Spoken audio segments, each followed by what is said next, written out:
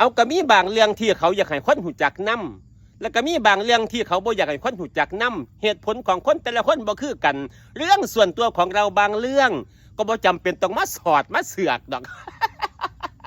ทุกคนต่างมีเหตุผล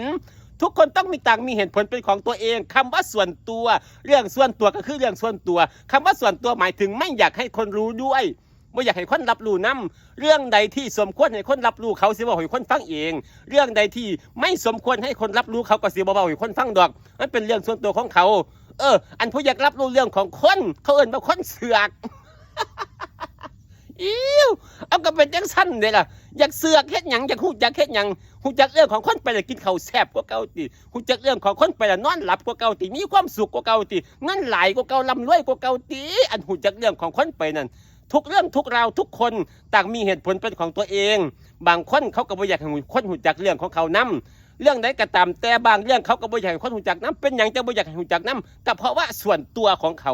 คำว่าส่วนตัวของเขาคือเป็นพื้นที่เฉพาะตัวของเขา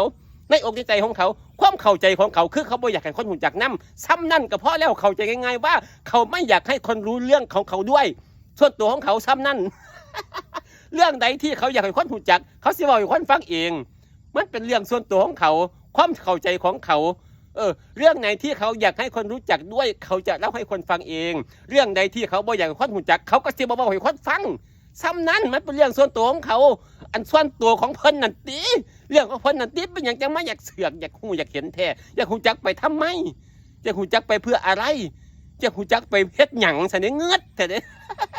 เงือดหลายอันคนอยากฮู้จักเรื่องของคนเอาเพื่ออะไรมาเงือดแท้อยากฮู้จักไปเฮ็ดหยังฮ้อนแต่จะอยู่ซื่อบ่เป็นติ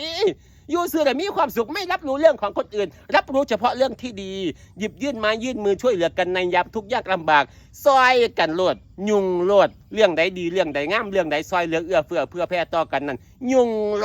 ดยุงกับเขาโลดถ้าเรื่องใดดีนั่นแต่ว่าถ้าเรื่องใดที่เขาบ่อยากเรื่องใดที่เขาบ่อยากให้หูจักกันอย่าไปหูจักอย่าไปสอดอย่าไปเสือก ก็แจ้งสิอยากหูจักไปเฮ็ดหยังมาเงิดแท้สันเดอยู่บ่เป็นตัวอยู่บ่เป็นตัวตาแนมซ่อมอยากหูจักเรื่องของเขาทำไมเพื่ออะไรเหตุผลอันใด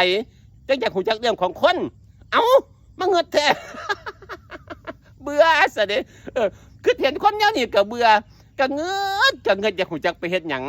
อยากหูจักไปเฮ็ดหยังเรื่องของคนสันเดก็คิดง่ายๆสบายๆเข้าใจง่ายๆว่ามีบางเรื่องที่เขาไม่อยากเล่าให้คนอื่นฟังเหตุผลของเขา